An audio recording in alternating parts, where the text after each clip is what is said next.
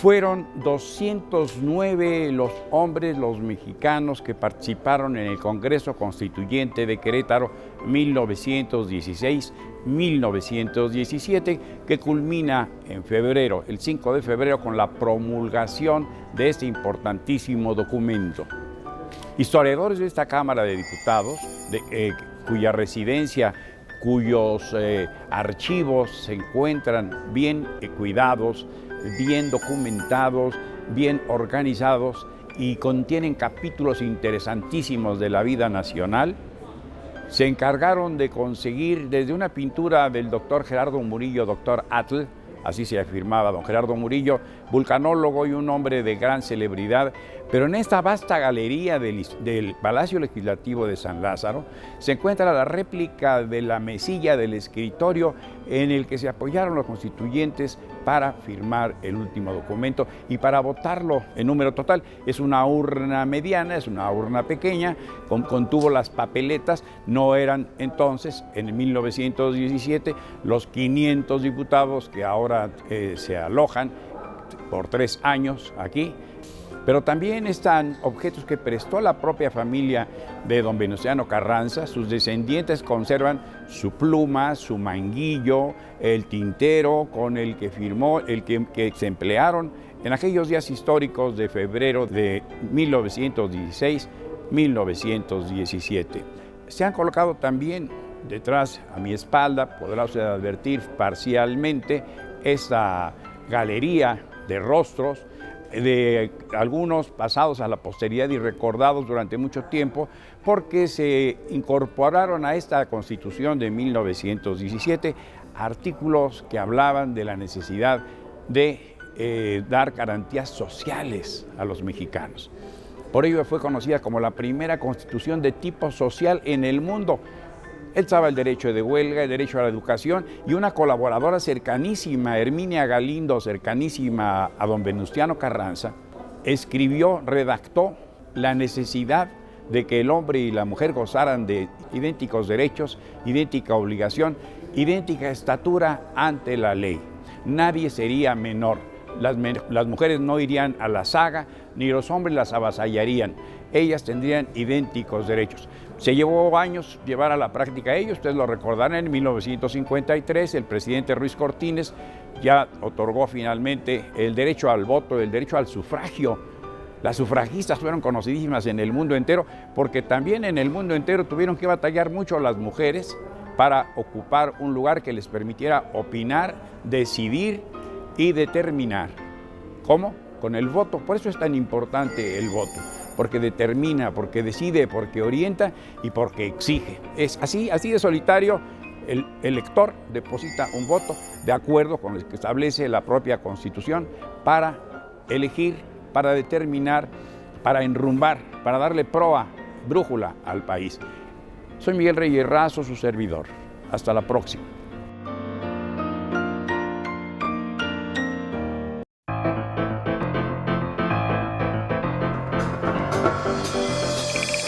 Muchas gracias a Miguel Reyes Razo por iluminarnos con su profunda, amplia sabiduría.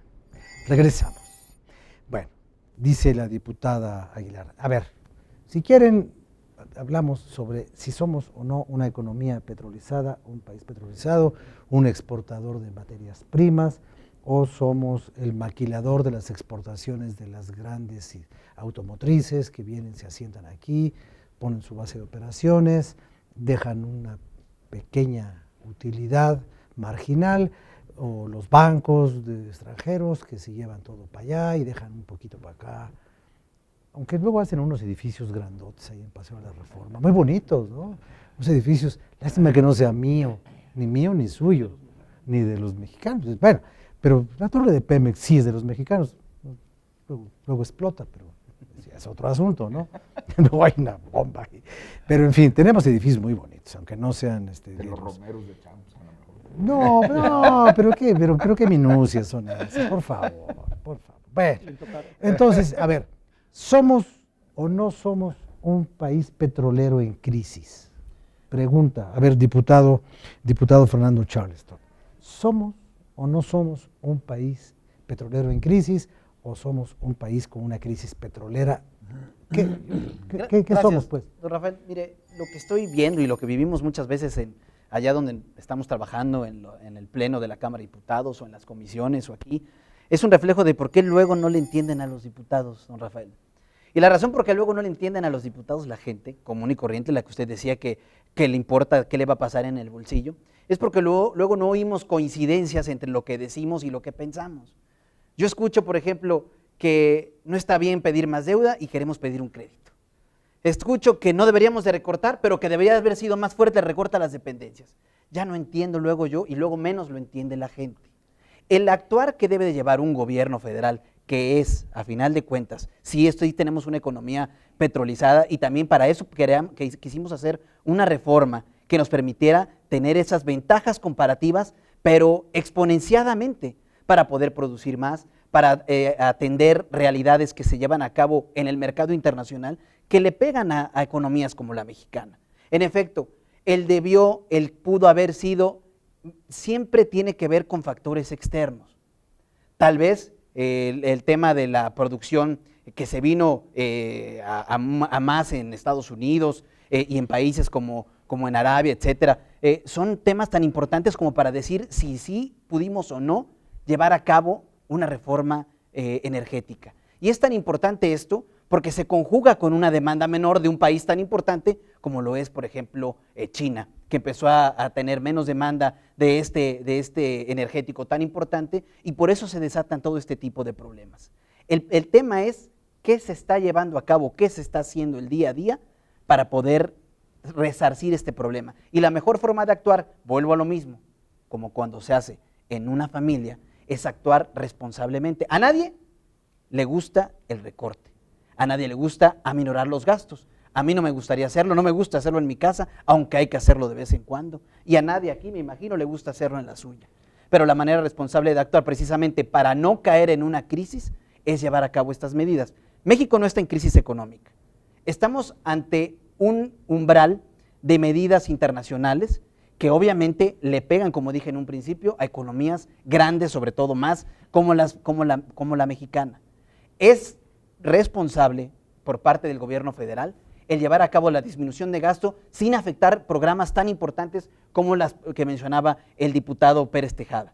Cómo no afectar a Prospera, cómo no afectar al programa de empleo temporal, cómo no afectar el subsidio a la vivienda. Esto es algo que genera confianza y que va a generar y que va a seguir generando incentivos a diferentes sectores para que se pueda seguir atendiendo a la gente de pie, a la gente que necesita precisamente este tipo de programas. Y hay que mencionar también que el gasto al que se está llevando a cabo, los 52,000 billones que está recortando el gobierno federal, casi el 65% de ese gasto es en gasto corriente, el gasto que le gusta ver a la gente disminuido y que obviamente tiene que ser apretándose el cinturón el gobierno federal. Y no se queda solamente ahí, don Rafael, va más allá en el tema y en el sentido de la responsabilidad, que yo les mencionaba hace un momento. Revisar, a final de cuentas, duplicidad de funciones en las dependencias. Partir el próximo año de un presupuesto base cero, que sí, en efecto, mucho se ha hablado durante muchos años, pero que hay que estar vigilantes, todos los partidos, todas las fuerzas políticas, de que se lleve a cabo a través de la revisión de los programas, de que no haya duplicidad de funciones y de que haya verdaderos indicadores de impacto de gasto. Es decir, que no se le dé a un programa gasto inercialmente como se ha venido haciendo durante muchísimos años. No quiere decir que los últimos 12, 14, muchísimos años se le ha venido dando dinero a los programas inercialmente sin revisar exactamente cómo está el impacto social de ese gasto en ese programa. Y luego dice la gente, bueno, y también que no se claven la lana, ¿no? Porque luego también dicen que... No, sí, pero por favor, país, diputado Jorge. Sí hay crisis, y se lo demuestro con 60 millones de mexicanos pobres, y el día de hoy 3 millones de mexicanos no tienen qué comer. No estamos en crisis, bueno, entonces ¿en qué país vive? Estamos viviendo un país con crisis económica muy grave y tenemos que cambiar las políticas públicas de inmediato. Señor diputado, yo le quiero decir, el país, a final de cuentas, ha venido desde hace muchos años, pero y tampoco desde hace 2 o 3 años, está en crisis, sino desde hace muchos años, y lo hizo también en gobiernos de otra índole como la mía, como es la del PRI.